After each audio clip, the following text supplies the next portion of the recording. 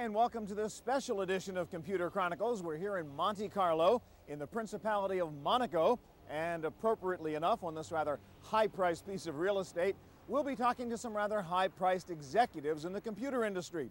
Bill Gates of Microsoft, Tim Kugel of Yahoo, Ray Lane of Oracle, more than a dozen others, CEOs of the world's leading technology companies. We're here to cover the 10th annual ETRE, the European Technology Roundtable Exhibition. It's underway right now, right here in the Monte Carlo Grand Hotel. Well, good afternoon. There's always a crowd when Microsoft's Bill Gates shows up. But at this global gathering of digital visionaries, it seemed clear that the high-tech world was in the process of anointing new Microsofts and new Intels. In the new world of the Internet, Amazon.com is now seen as the Microsoft of e-commerce. They've done a lot of innovative things, but it's, I think, the tip of the iceberg. I mean, that company is a Microsoftian story going forward. Now, that doesn't mean they will necessarily be a long-term profitable company, but at this point, they dominate the perception and the reality of consumer-oriented e-commerce. If Amazon is the Microsoft of e-commerce, then Inktomi, a company you probably never heard of, is now seen as the Intel of the Internet. Intel's been synonymous with, as we needed more speed and power in our computers, they provided that. The Internet's a little bit different because it's data movement, it's not computation. So Intel, you do computation with the chip. The movement of information is really what the software architecture is set up to do. So we are like Intel in the sense of, as more and more power is needed to move this information, we do that through software. Their software is the engine underneath the searches you do on most websites, such as AOL and Yahoo, and even on most e-commerce sites. Many online stores also use Oracle databases to power their businesses. Ray Lane, president of Oracle, says e-commerce is changing all the rules for customer loyalty. I'm a loyal customer of you. Okay, you're my supplier. I've done business with you for 20 years. Well, I feel like I'm actually violating our relationship if I actually go sit down, talk to one of your competitors. I'm going to do it. I probably will check the prices, but you've made it difficult for me because we have a relationship or because you have a physical connection that allows me to do that. On the Internet, all I have to do in the privacy of my office without you ever knowing it is click to your competitive website, look at the prices, look at availability, and even try it. Ray Lane says e-commerce is also changing the rules for consumers as well as businesses. First time my wife went to Amazon, she didn't trust it. She said, but we'll try it. Ordered 6 books, 5 showed up. She says, aha, doesn't work. I'm going back to the bookstore. Amazon gave her the last book, didn't give it to her for free, but sent it to her and basically made it such a high quality experience that she said, there's no reason not to do it this way. And a lot of products will be bought that way. And so her loyalty, was easier to change. It was click loyalty as opposed to having to get into a car or drive or meet somebody new or fill out paperwork. None of that. All she had to do was click to a website and she was disloyal. The power of e-commerce is that you can shop at several stores at once, using intelligent agents to scour the web and find the best deal. Let's say I want to buy a DVD player, and I don't know anything about them except they play movies, but I don't know what features I should look for and ask for. Because Inktomi has indexed all the information about DVD players from all the merchants out there, when I go there, it'll actually say, okay, well, let me give you the Consumer's Digest report first that'll tell you about DVD players and the features. That shopping engine will then say, here's the 20 most commonly asked for features of DVD players, check off the ones you want, and then it'll bring me back all of the manufacturers who make DVD players with that combination of features. The coolest new e-commerce technology lets online vendors run instant sales to take advantage of virtual traffic in the same way they might take advantage of physical traffic in a bricks and mortar store. So just like you've got a blue light special at Kmart, while I'm in searching for a DVD player, our engine, if a merchant has a special on DVDs, can flash that at me that says, oh, by the way, buy a DVD from me and get 3 free movies. One of the barriers still holding e-commerce back is consumer concern about online security and using their credit cards on the web. One solution to that problem, shown here at ETRE, is NextCard, billed as the first internet credit card. What's cool about NextCard is that you apply for the card online and you get approved online, usually within a matter of seconds. NextCard also automatically scans your credit record and offers to transfer all your credit balances to your new card, often at a very attractive rate. NextCard will even send your monthly statement via the internet, where you can pay your bill through electronic banking. You can also use the plastic to shop in traditional brick-and-mortar stores. Just as with physical shops, online merchandising is moving toward niche markets. And one of the hottest niche markets, if not the hottest, is women. And contrary to popular belief, women don't always want to shop at the mall. I believe that there's a kind of shopping that belongs in stores. You know, Versace gowns should be an in-person experience. But I think buying your fourth pair of Gap jeans in the same size and color, why would you want to go take that time out of your life? Why wouldn't you want to go to something that had all that recorded and you just push a button? So what I think is the shopping experience will begin to really bifurcate into things which are truly pleasurable shopping experiences, and then the internet will replace those things which are mostly annoying shopping experiences for people because they're repetitive and exhausting, and all of us have had those shopping experiences. The internet will replace those completely, I'm sure. The other hot niche market for e-commerce, if you can call it a niche, is business-to-business trading. B2B has led the way in online sales, but has it actually expanded the volume of business? Well, when Intel went online with Compaq and its other big clients, customers, that was $12 billion in B2B e-commerce created overnight. So most B2B that's happening so far is really just a sales process that was once on the phone, now on the internet. And the transformative qualities of the internet, where the internet, the nature of the new relationship begins to really alter how business is conducted, has not yet really hit business. The Wall Street darling of the B2B world is VerticalNet. The young company, with only $200 million in sales, now has a market capitalization of over $2 billion. But VerticalNet's CEO says they're worth it because they build meaningful e-commerce communities.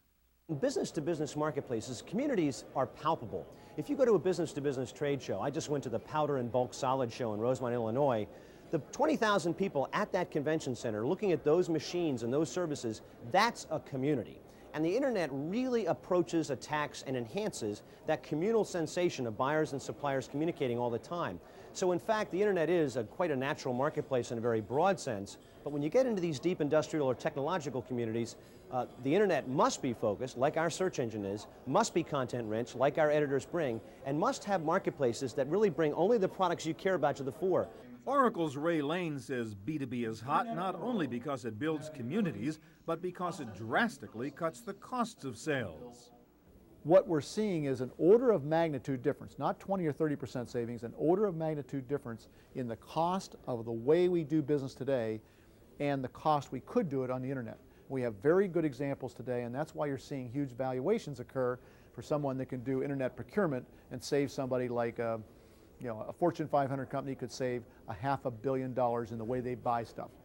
One of the problems for businesses buying on the web is that most general e-commerce search engines cover too much territory and don't do a good enough job for the targeted buyer. Well, if you go to Yahoo and type in pump, you get ladies' shoes, you get a wide variety. You can imagine, any internet user can imagine, when you type in some of these words. If you go to water online and type in pump, you'll see about 67 different types of pumps: heat exchange pumps, pinch valve pumps, all types of pumps, corrosive material pumps, and you can drill down in the listing to specific types of pumps, find manufacturers of those pumps, leave them a sales lead, and buy the pump. That's what B2B is about. There are two economic engines creating revenue for the internet these days: e-commerce and advertising. But advertising on the web is still in its infancy. Today, 9% of screen viewing time is spent in front of internet computer screens, yet only 1% of all electronic advertising dollars are going to internet sites.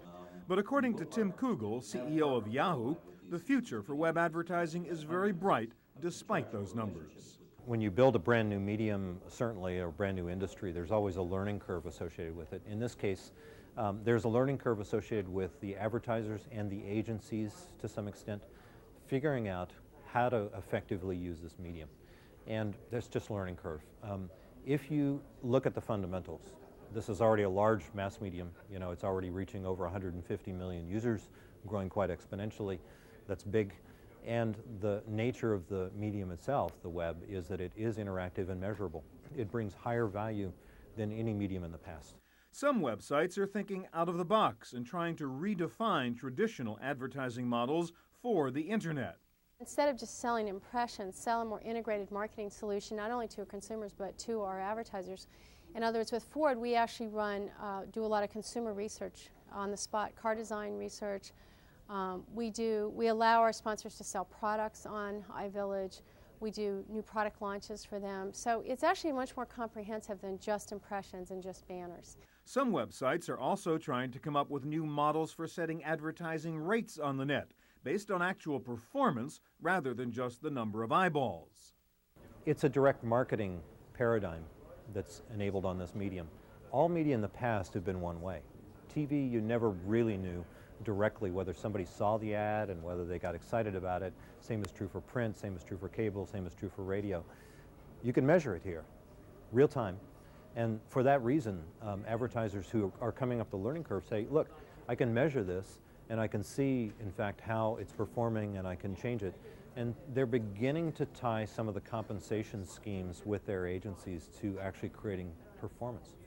With broadband net access growing, most internet executives here expect to see television-style ads on the net, commercials with emotion, not just facts. Bandwidth will allow the delivery of video, audio, and text combined, and probably allow more evocative marketing messages, much the same as you see in broadcast media, build passion among your consumers. And that kind of richness, I think, is going to be enabled by broadband. But there is a problem with that. Today's internet advertising revenue models were not built for streaming commercials. People are clearly getting ready, both at home and the office, to listen to audio, to see video via the internet, and the technology is getting there.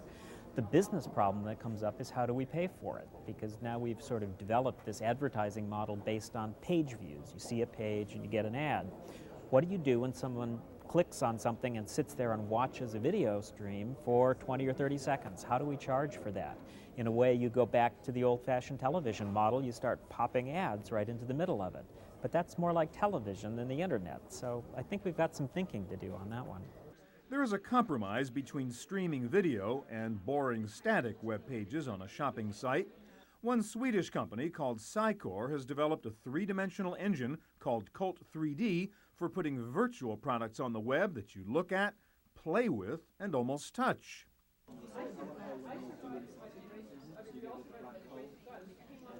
Another area of interest for cyber stores is how to attract shoppers and how to motivate them to become buyers. One hot area is promoting new MP3 songs on the web. This solution comes from a company called Why Not. They started out as an animated greeting card site, but then applied their animation technology to hyping MP3 artists. And of course, using the viral marketing power of the web, they make it easy for you to send along the music promo to a friend. Monaco has been around for a long time. It dates back to 2000 BC. And for the past 700 years, this has been a very wealthy enclave. Why has this little piece of rock become so valuable? It is a portal, the only way to get from the Italian coast to the French coast. This is not an unfamiliar theme to the executives here at ETRE who are banking on the portals of the internet. A few more slides here to kind of talk to this. The powerhouses of the internet right now are the general interest portals like AOL and Yahoo. They started out as search engines or as gateways to destination sites, but they were able to do that thanks to the software developed by companies like Inktomi. The original commercial application for Inktomi software was in the corporate market, but when the internet took off, it was clear that the web was bigger than the world's biggest corporation. The largest corporation in the world only has 600,000 employees, so that's the biggest challenge that we have to solve for in enterprise software. The internet has 140 million users today. That's the world's biggest enterprise, and it's going to be, 500 million users within 2 or 3 years. This was the only software architecture that I saw that was going to be capable of handling that many users going after that much information. That all sounds very nice, but as we know, searching for something on the web is still a very inexact science and a tricky business. Take Yahoo, for example. Yahoo is an editorial directory. They have hundreds of editors, and they have about 1/10% of the web catalog. It's just not possible for someone to do that and actually have a business. The search engines that do it algorithmically are constantly being tricked and manipulated by people who are, spamming them, putting more words on the page such that they rank higher, and so you see adult sites when you search for Girl Scouts. Well, they're manipulating the search engine. Well, that's because they have no incentive to do otherwise. There is a sense here at ETRE that some of the general-purpose portals may be losing some of their clout. That's certainly the view of the new niche portal operators like Candace Carpenter of iVillage. They're declining as a share of advertising dollars, which is exactly what you'd expect. That is not a bad news story for the portals. It just means that you're beginning to get choices. The advertisers now have choices. And I think the top portals will, if anything, gain raw advertising dollars. I think the more marginal portals will be the ones we see getting hit. Advertisers used to go to 5 portals and then come to iVillage or CNET. Now they go straight to us, or maybe they do 1 or 2 portals. I think AOL and Yahoo will always be must-buys, and I think in each of these categories the leading player will be a must-buy, and there'll be a kind of coexistence. What I think will happen is the weaker portals, the ones that are not at the very top of the heap, will become less essential. And we see a lot of advertisers skipping them already. If you take the top 10 portals and you say, how much of the audience out there do they reach on a monthly basis? It's like 95%. But how many of the page impressions do they generate for those users? It's only about 15%. So people are going through the portals. They're going other places, though. So there's so much opportunity across the internet, in fact, about 10 times as much as there is at the portals, to reach customers. Venture capitalist Steve Jurvetson agrees and says that ISPs like AOL could cause problems for portals like Tim Kugel's Yahoo. When they asked TK what does he fear the most, he said people controlling access and having unfair competition. Well, the bell went off in my head. What does that mean? He mentioned AOL and Microsoft as examples. What he says is the ISP, the browser, the person that owns that customer pipe could use that for unfair competition in Yahoo's perspective. But maybe it's not so unfair. Maybe it's AOL saying, well, we're going to make sure that all the AOL content gets delivered to your browser really quickly. And oh gosh, well, I'm not sure why, but Yahoo's pages don't load as fast. That could have a huge impact on Yahoo's business. And the reason is because AOL is closer to the consumer's eyeballs. It's sort of that persistent presence. It's your ISP. It's the thing you log into. But TK, Yahoo's Tim Kugel, doesn't seem concerned. He says that Yahoo is well positioned because it has always seen itself as a media company, not a technology company. We said to ourselves, this is all about information delivery. Smells like a media business, right? And if you're going to build a media franchise, which is what we set about to do from the beginning, 3 things matter: brand, content, we'll say generically content, and distribution. And that mantra is what we started out embracing, and we said, we're building this. Our competitors at that time, which was late 1995, were all saying, this is a technology business. And so they were busy building a kind of a public face and a presence all around, whether their crawlers were faster, or whether their compressed text index was a little bit bigger, and all those things that consumers don't really want to have to care about in the long term. Alex Vieux, the host at this ETRE conference, also thinks Yahoo is strong because it is ahead of the competition in planning a truly global internet business.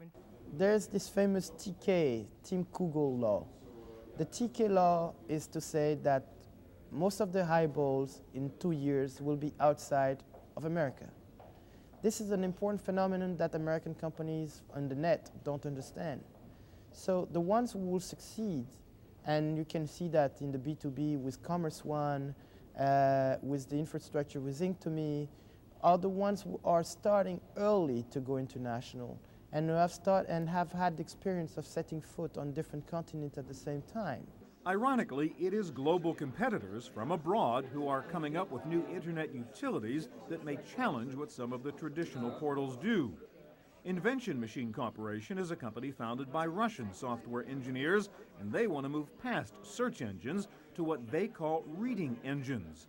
This is their product, CoBrain. It doesn't only find information on the web, it reads it for you. summarizes it for you and points you to the exact information you're looking for. Right now, CoBrain is aimed at the corporate and technical markets, but its innovative technology could easily migrate to the consumer. This is another new internet product from a French company called Kibu. What Kibu does is automatically assemble a personalized virtual book for you using material you have found on the web.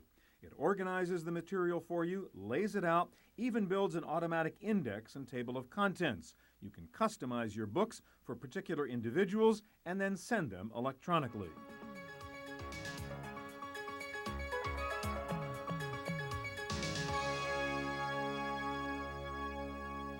The main activity here in Monte Carlo is casino gambling.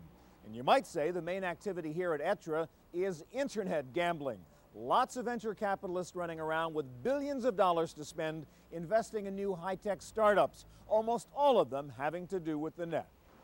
The capital markets today anticipate the future volume in a pretty incredible way.